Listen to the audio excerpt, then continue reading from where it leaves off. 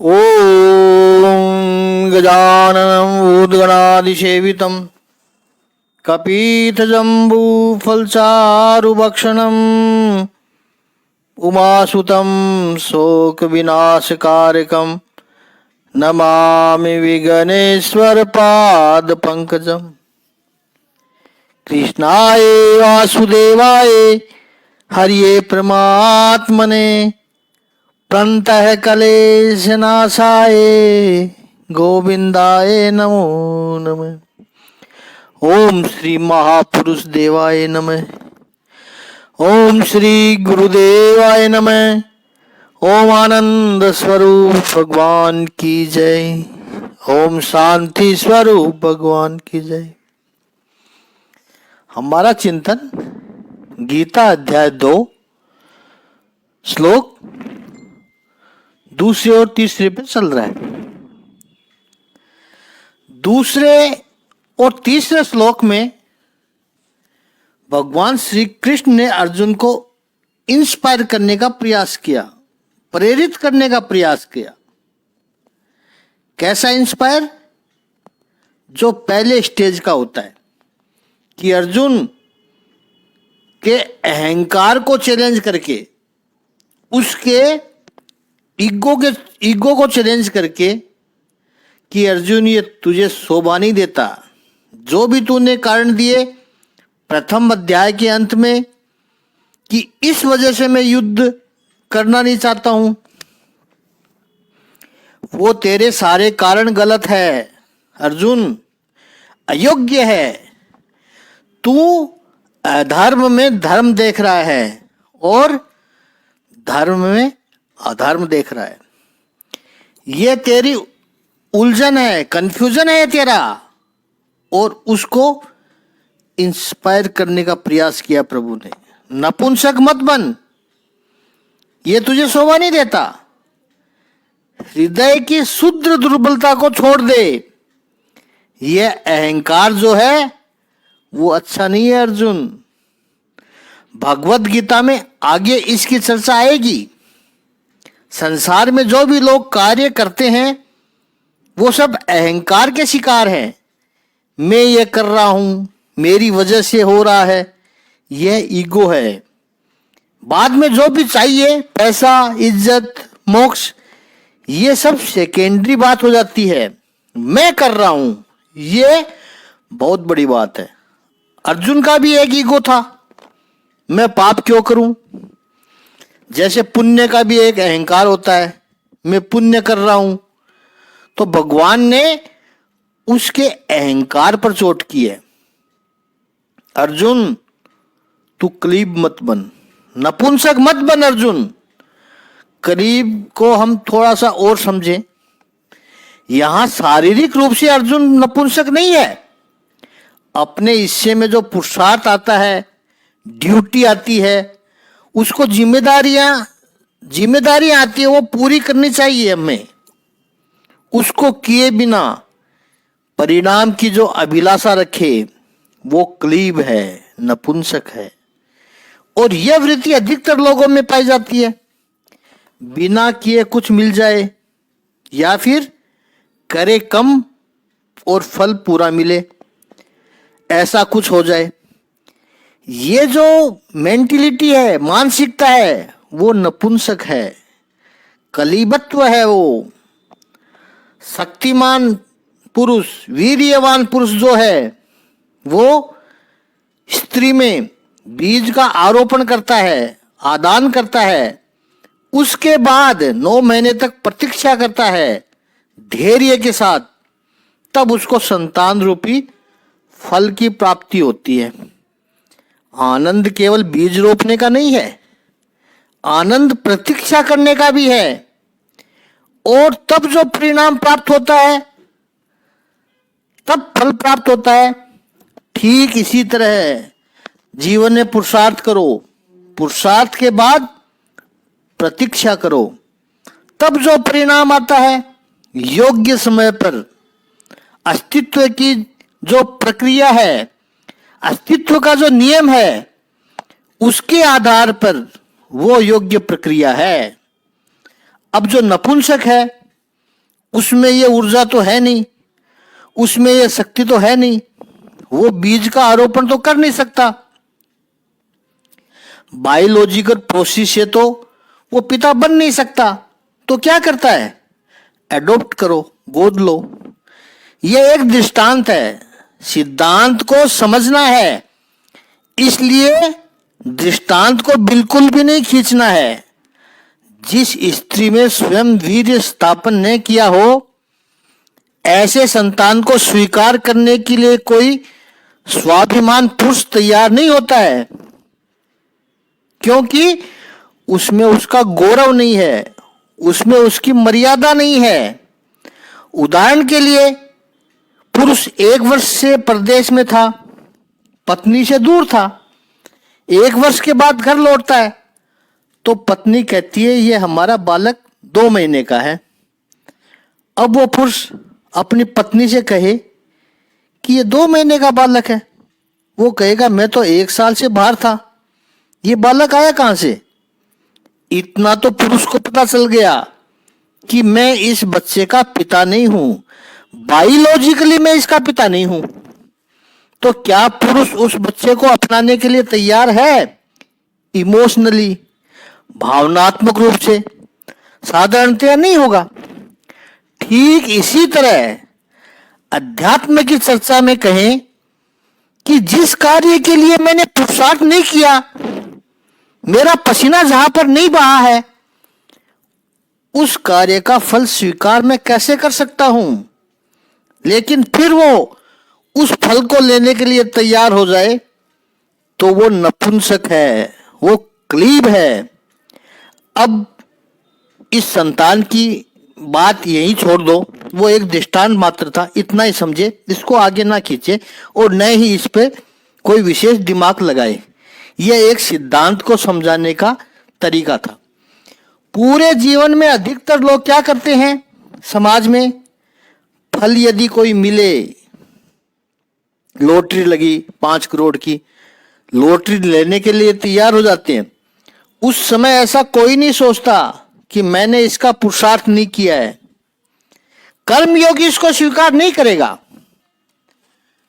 हरिद्वार में जब ओम आनंद प्रभु पिताजी थे, तब कई धन्ना भक्तों ने आश्रम बनाने के लिए पैसे की जिज्ञासा दिखाई थी उनके सामने, लेकिन महापुरुष प्रभु पिताजी ने स्वीकार करने से मना कर दिया। ऐसे होते हैं कर्मयोगी, निष्काम योगी।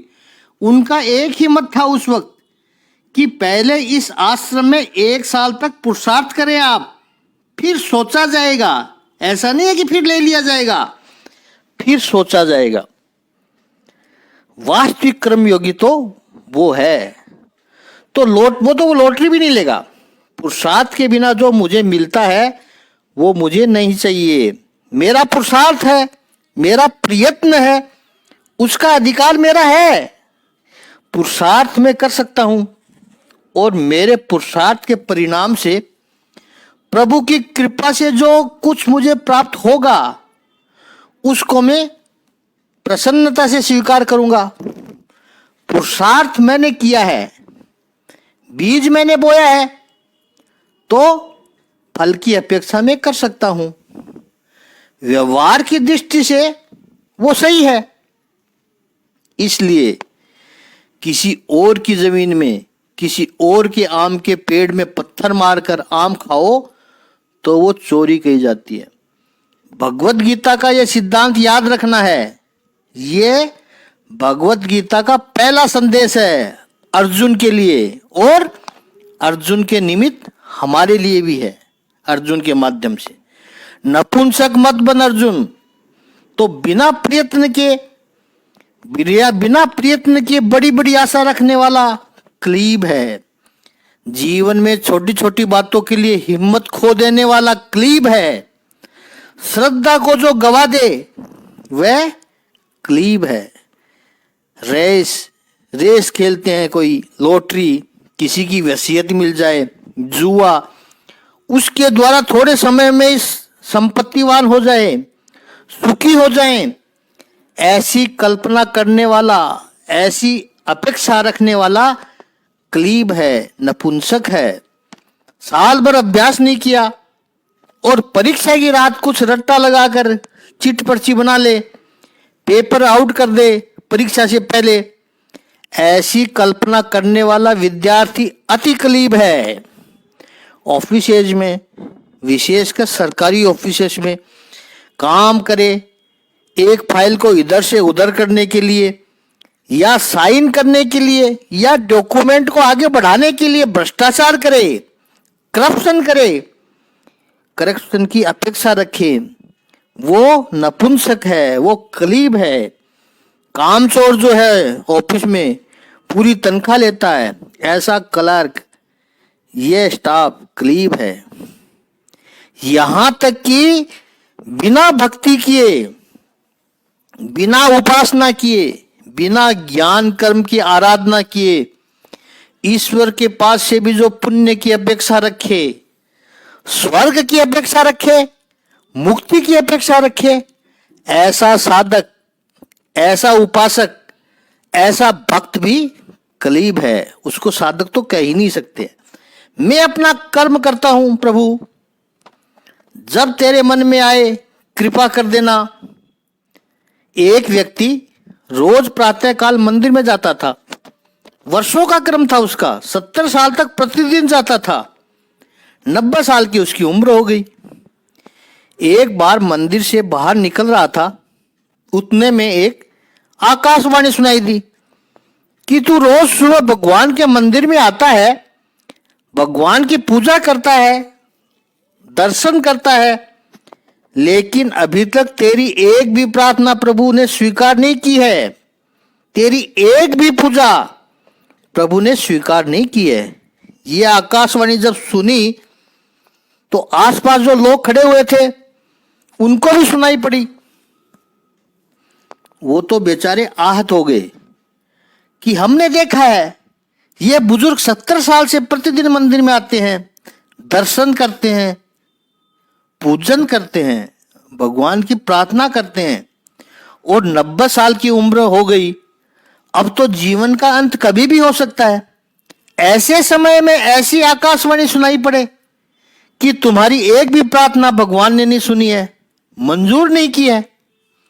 लोग तो चौंक गए, लेकिन 90 साल का यह वृद्ध नाचने लगा। लोगों ने कहा यह पगला गया है।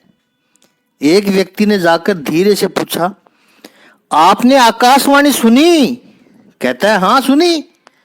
सही तो सुनी, कुछ गलत तो नहीं सुना आपने जो नाचने लगे हो?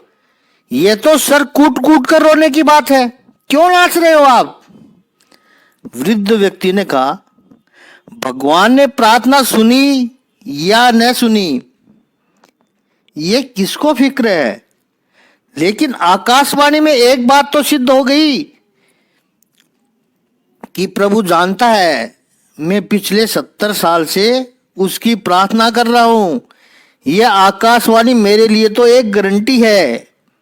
उसे इतना तो पता है ना कि मैं प्रार्थना कर रहा हूं, पर्याप्त है ये मेरे लिए। परिणाम की जो अपेक्षा न रखे, मैंने ऐसा किया मुझे ऐसा मिलना चाहिए, नहीं। भगवान श्री कृष्ण अर्जुन से कहते हैं क्लीब मत बन। याद रखे, जिनको सद्गुण कहते हैं वो भी यदि गलत समय में, अयोग्य समय में आ जाए और अयोग्य व्यक्ति के लिए आ जाए तो वो गलत है, कमजोरी है वो। खड़ा हो जा अर्जुन, खड़ा हो जा। इसका अर्थ तुम अपनी पॉजिटिविटी दिखाओ, बस तुम तैयार हो जा, ये काफी है। बाकी सब हो गया है, बाकी सब मैं कर चुका हूं। कितना बड़ा आश्वासन है, कितना बड़ा आश्वासन दे रहे हैं प्रभु यहां पर। हमें केवल पॉजिटिविटी दिखानी है, सकारात्मकता दिखानी है बस। प्रभु कहते हैं खड़े हो जाना है बस। भगवत गीता में भगवान श्री कृष्ण का यह प्रथम आदेश है, हृदय की शुद्ध दुर्बलता को त्याग कर खड़े हो जा। यह भगवत गीता मनुष्यों की मर्यादाओं को तोड़ करके उसमें वीरता का संसार करती है। कभी भी हमें अपने आप को दुर्बल नहीं समझना है, अशक्त मत समझना है। प्रभु जब मर्यादा पुरुषोत्तम रामचंद्र जी अवतार धारण करके आए, उस वक्त वानर और रीछ की सेना ने भगवान श्री राम जी के प्रति उनकी जो श्रद्धा थी, उसके कारण लंका में रावण जैसे असुर के सामने विजय पाई। श्रद्धा का बल था। हनुमान जी दास बने, चूंकि वे दास बने इसलिए वे वीर बने। श्रद्धा रखनी है प्रभु के ऊपर। यहां पर भगवान अर्जुन को दो संबोधन करते हैं, पार्थ यानी पृथा का पुत्र, कुंती का पुत्र, और दूसरा परंतप। ये संबोधन तीसरे श्लोक में किया है भगवान ने अर्जुन को। अर्जुन, ये युद्ध हमें करना है, वो आदेश सबसे पहले कुंती माँ के पास से आया है। इसका वर्णन पहले अध्याय में हम अच्छी तरह से कर चुके हैं। आप पहले अध्याय के वीडियो देख सकते हैं YouTube पर। ऐसी तेजस्वी छत्राणी, ऐसी प्रभावी माता का तू पुत्र है, ये तुझे शोभा नहीं देता है जो तू रोने बैठा है। महाभारत में उद्योग पर्व के 137वें अध्याय का 10वां श्लोक में कुंती भगवान श्री कृष्ण को संदेश देती है पांडवों के लिए। जब हस्तिनापुर से भगवान को माता कुंती विदाई देती है तब की बात है, और कहती है जिस कारण के लिए, जिस हेतु के लिए छत्राणियां पुत्र को जन्म देती है वो कारण आ गया है। माँ कुंती कहती है, ये कहना है माँ कुंती का।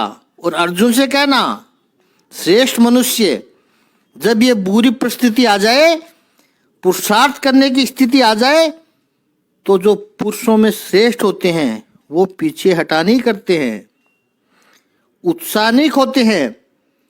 ये पृथा के शब्द है, माता कुंती के शब्द है, और तू उनका पुत्र है।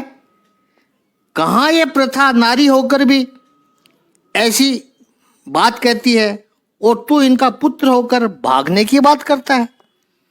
दूसरा शब्द संबोधन किया है परंतप। इसके भी दो अर्थ महापुरुषों ने किए हैं। पहला जो प्रसिद्ध अर्थ है, शत्रुओं को जो तपाए, शत्रु को जो संताप कराए। और दूसरा परंतप का अर्थ है परम तप जिसने किया है, वो परम तप श्रेष्ठ तप किया है, श्रेष्ठ साधना की है। अर्जुन ने शिव जी की उपासना की थी, तप किया था। 12 वर्ष के वनवास के दौरान शिव जी की तपस्या करके, उनको प्रसन्न करके पाशुपास्त्र लेकर आया था। भगवान महाकाल, भगवान शंकर की उपासना करके तूने अस्त्र प्राप्त किए अर्जुन, उनका आशीर्वाद तूने पाया है, और अब तू भागने की बात करता है। ये तुझे शोभा नहीं देता अर्जुन। भगवान ने जब ऐसा कहा तो अर्जुन को अपना अविवेक, अर्जुन की अपनी भूल अभी भी समझ में नहीं आई है। इसलिए चौथे, 5वें और 6ठे श्लोक में अर्जुन अपनी स्थिति को, अपनी पोजीशन को भगवान को और समझाने की कोशिश कर रहा है। तो चौथे, 5वें, 6ठे श्लोक का शाब्दिक अर्थ लेते हैं। अर्जुन ने कहा, हे शत्रुहंता, हे मधुसूदन, मैं युद्ध भूमि में किस तरह भीष्म तथा द्रोण जैसे पूजनीय व्यक्तियों पर उलटकर बाण चलाऊंगा।